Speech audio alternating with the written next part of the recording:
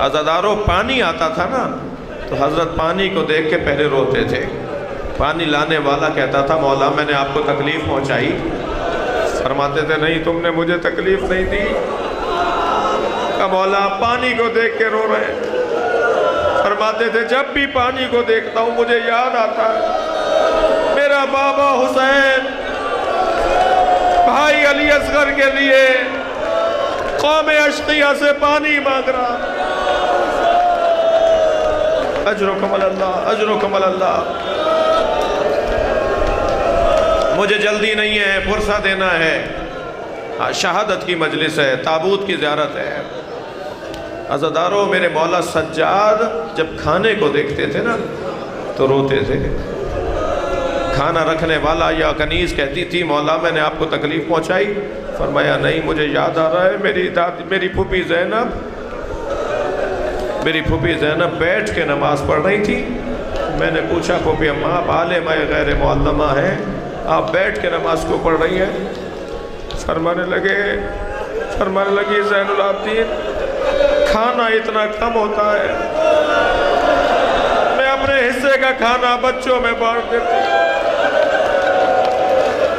بتاؤ کب تک میں بغیر کھائے رہوں گی؟ اجرکم اللہ اجرکم اللہ. خدا کسی غم میں نہ رلائے.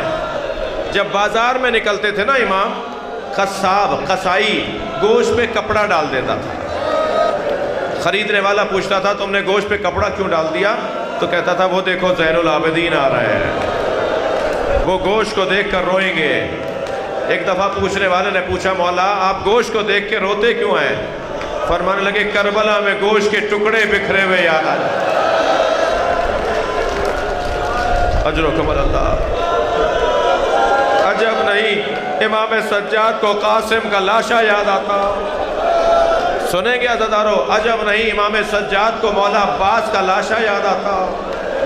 اس لیے کہ مقتل کا جملہ یہ ہے جب حسین مولا عباس کا لاشا چھوڑ کر چلے گئے نا، کیونکہ حضرت عباس کی وصیت تھی مولا میرا لاشا نہ اٹھائیے گا، تو یزیدی لشکر میں ایک بات گشت کرنے لگی کہ عباس ابھی زندہ ہے، عباس اٹھ کے بیٹھے گا. تو 100 تلوار بردار ظالم چلے اور مولا کے بدن مبارک پر اتنی ضربیں ماری کہ جب امام سجاد نے لاشا اٹھایا نا تو لاشا ڈھلک جاتا تھا. اللہ اکبر. اللہ آپ کو جناب سکینہ کی قبر کی زیارت عطا فرمائے. جب آپ شام جائیں نا تو ذرا دیکھیے گا جتنی بڑی قبر جناب سکینہ کی ہے، مولا عباس کی اصلی قبر بھی اتنی ہی سی ہے. جس کا قد اتنا بڑا تھا، جس کا قد اتنا اونچا تھا، اس کی قبر اتنی چھوٹی کیوں ہے؟ مولا سجاد نے جب لاشا اٹھایا نا رونے والوں تو لاشا ڈھلک جاتا تھا، چٹائی میں لپیٹ کے گٹھڑی بنا کے. اجرکم اللہ اجرکم اللہ. میرے مولا عباس کو دفنایا.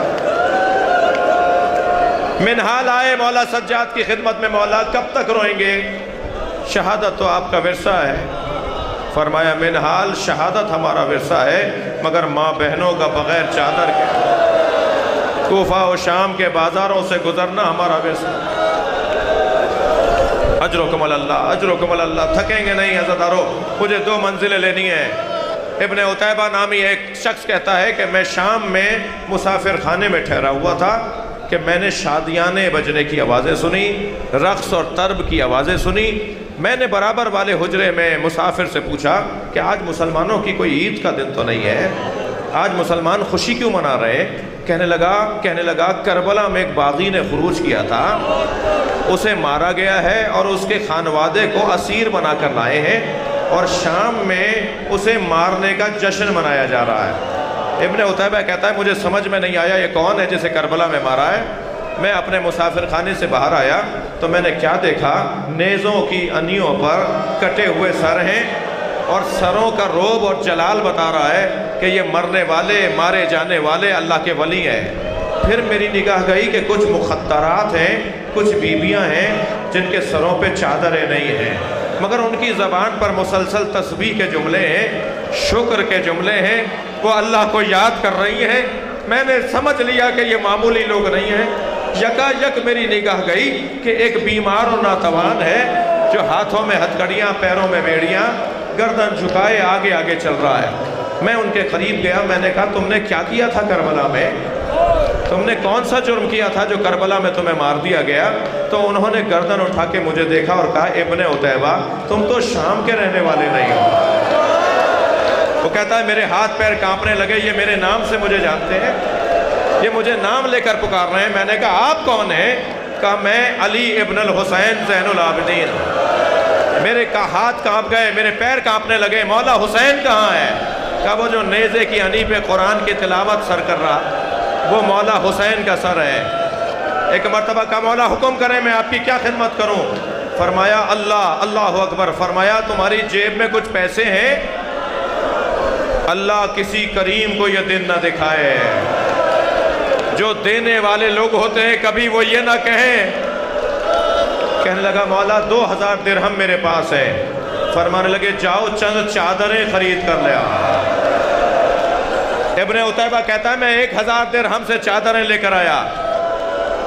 मैंने बीबियों को चादरें तकसीम की, मगर कुछ ही देर बाद नेज़ा बरदार लोग आए, सरों से चादरें उतारने लगे। वाह हिजाबा के नौहे बुलंद हुए। मैं हज़रत की खिदमत में आया, मौला मुझे हुक्म करें मैं क्या करूं?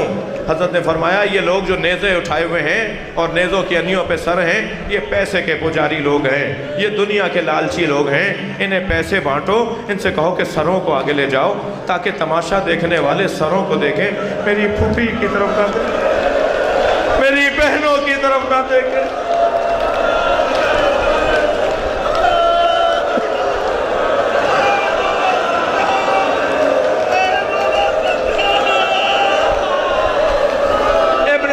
कहता है मैंने कुछ लोगों को आगे बढ़ाया, कुछ सर आगे गए, कुछ सर आगे नहीं गए। इसी असना में मैंने देखा कि एक शख्स ने हुसैन की पेशानी पे पत्थर मारा। पत्थर का लगना था, हुसैन की पेशानी से खून निकलने लगा। मैंने तलवार निकाली, अब मुझसे बर्दाश्त नहीं हुआ।